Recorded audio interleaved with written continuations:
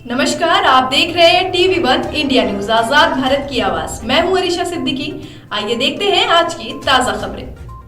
खबर अयोध्या से है, जहां देवकाली बाईपास रोड स्थित जीवन साथी रिजॉर्ट में महापद्म नंद चेतना एसोसिएशन उत्तर प्रदेश तत्वाधान में 30वां राज्य अधिवेशन जननायक कर्पूरी ठाकुर की विचारधारा की प्रासंगिकता के विषय में जननायक कर्पूरी ठाकुर का जन्म दिवस बड़े ही धूमधाम से मनाया गया। कार्यक्रम का संचालन रमाकांत शर्मा, अध्यक्षता JP सेन ने। कार्यक्रम के मुख्य अतिथि राष्ट्रीय अध्यक्ष सुबह सपा के राष्ट्रीय अध्यक्ष ओम प्रकाश राजभर ने आयोजित कार्यक्रम को संबोधित करते हुए कहा है कि जिस प्रकार हनुमान की सेना भगवान श्री राम के साथ मिलकर रावण की लंका में आग लगाने का काम किया, उसी प्रकार हमारा दलित पिछड़ी जाति के लोग हैं जो सरकार तो बना देते हैं पर उनको सरकार में उचित स्थान नहीं मिलता है। उन्होंने कहा कि बंदरों ने रावण की लंका में आग लगा दी, लेकिन आज तक बंदर अपना घर नहीं बसाए। इसी प्रकार दलित शोषित पिछड़ी जाति के लोग इलेक्शन में तो बढ़ चढ़कर हिस्सा लेते हैं, वो वोट करते हैं, लेकिन उनकी स्थिति बंदरों जैसी हो जाती है। उन्होंने आगे सपा सुप्रीमो अखिलेश यादव पर निशाना साधा। अखिलेश के चुनाव प्रचार पर ओम प्रकाश राजभर ने कहा है कि कहाँ निकलते हैं अखिलेश यादव। अखिलेश यादव चुनाव प्रचार पर तब निकलते जब उनकी पत्नी डिम्पल यादव चुनाव लड़ रही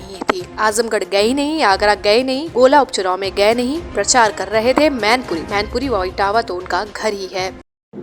गोरखपुर में 5 फरवरी को महिला हक अधिकार महारैली होगी।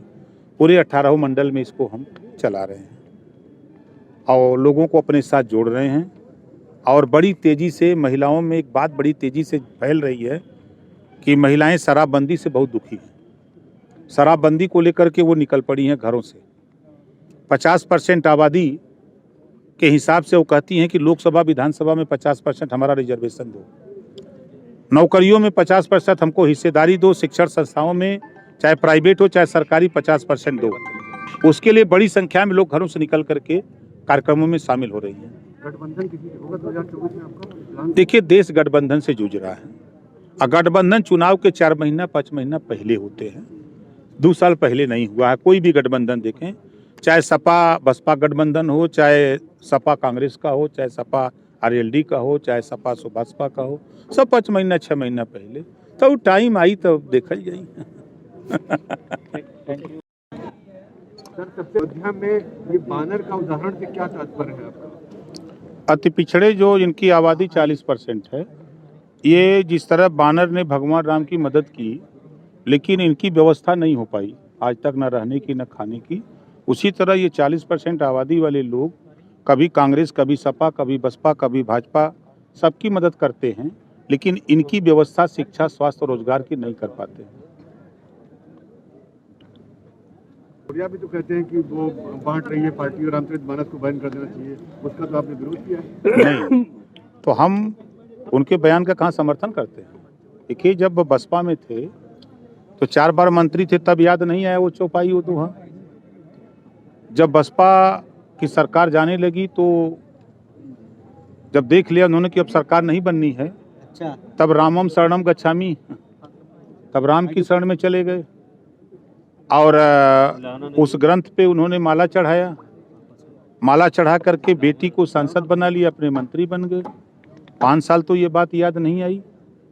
5 साल जब मंत्री थे, अभी 17 से 22 तक, तब ये बात नहीं बोले। फिर उनको लगा कि अब सरकार बदलने वाली है तो फिर करवट बदल लिए। फिर वहाँ गए तो सरकार नहीं बनी, तो अब सोचे कि अब हम चर्चा में कैसे बने रहें, तो बयान दे डाला। आपकी पुरानी पार्टी में है वो? हमारी पुरानी पार्टी नहीं है। हमारी पुरानी पार्टी जिसमें हम थे वो बहुजन समाज पार्टी थी। समाजवादी भी थी? नहीं, समझौता था, समाजवादी पार्टी समझौता था। पहले आप लगातार तंज करते रहे कि अखिलेश यादव बाहर नहीं निकलते, कमरे से ट्वीट की राजनीति करते हैं, ऐसी कमरे में बैठ के राजनीति नहीं होती, लोगों को जमीन तक जाना पड़ता है। अब आपके विचार क्या है? कहाँ निकलते हैं? गांधी भी तो इस समय नहीं, देखिए, आप जरा विचार करिएगा। अखिलेश यादव जी तब निकले जब उनकी पत्नी डिम्पल यादव खुद चुनाव लड़ी। नहीं तो आप आजमगढ़ गए नहीं, आगरा गए नहीं, गोला उपचुनाव गए नहीं, और कहाँ प्रचार कर रहे थे? आपके मैनपुरी में। अयोध्या से सुबोध श्रीवास्तव की रिपोर्ट, TV1 इंडिया न्यूज। अगर आपको हमारी ये खबर पसंद आई हो तो वीडियो को लाइक जरूर करें और आगे हमारे साथ ऐसे ही जुड़े रहने के लिए चैनल को सब्सक्राइब करना ना भूलें। धन्यवाद।